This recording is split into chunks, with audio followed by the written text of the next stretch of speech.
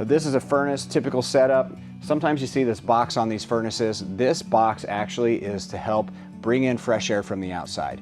So sometimes when people look at this, they might think, oh, it's a humidifier, or they wonder what that is.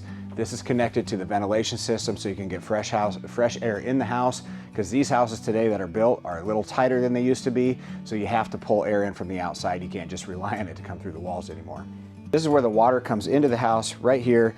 This is your main meter, and you'll see a second meter on this house. Not all houses have it, but this is what we call a deduct meter. So this meter, you get charged for the water and the sewer to get taken away from the house.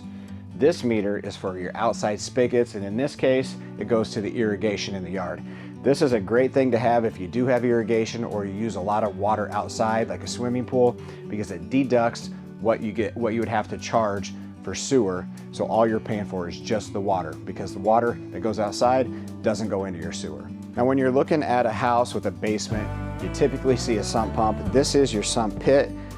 Today's world, it pumps out and goes into the storm sewer. Older homes, they might pump out and go into the yard. Right next to this, you see this bar.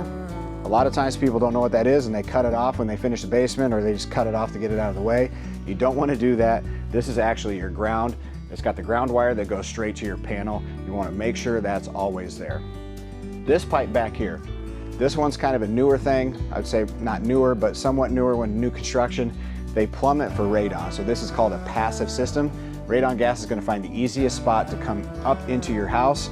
So wherever there's a hole, so your sump pit, they'll seal this up.